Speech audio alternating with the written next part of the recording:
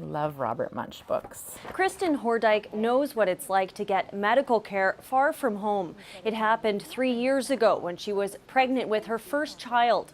That night then, I was loaded in an ambulance, and my husband and we were flown to Calgary for me to deliver there. And we were sent there without knowing how long we would have to be there for. Baby Elizabeth was high risk. Still 6 weeks early, doctors knew it was time.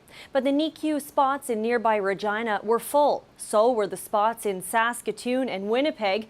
Eventually, they found room in Calgary, where the unexpected extra expenses of hotels and transportation started to pile on the stress. There was a lot of unknowns already, right, with having a premature baby. It just really added to that. It meant we had to try and look after a lot of details that we wouldn't have had to look after otherwise. The Hordykes aren't alone. Since 2013, the number of pediatric ambulance transfers to Saskatoon from Regina has grown. Air and ground transfers in the pediatric and neonatal intensive care units have gone up 3 times, from 33 in 2012 to 13 to 89 in 2016 to 17.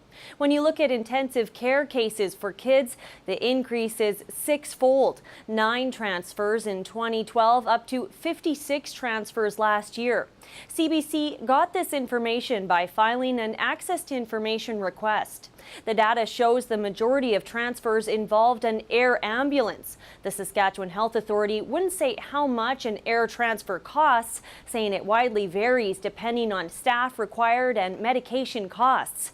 The increases in transfers match a decision made in 2013 to centralize pediatric intensive care in Saskatoon.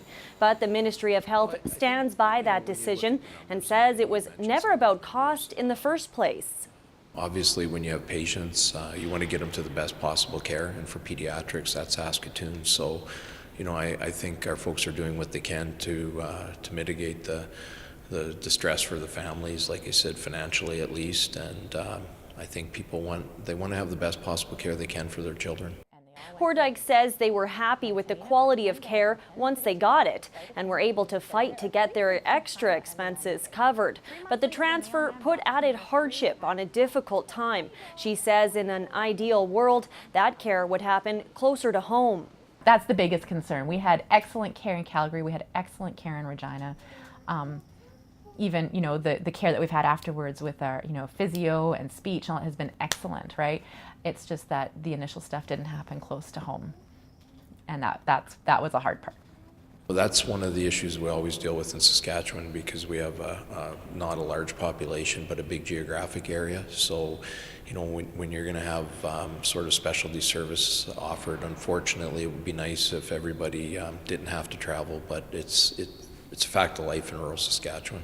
And that fact of life, as the minister calls it, is likely to continue. The province's new children's hospital is slated to open next year in Saskatoon, making it even more likely that specialized care for kids in this province will also involve a flight. Mickey Cowan, CBC News, Regina.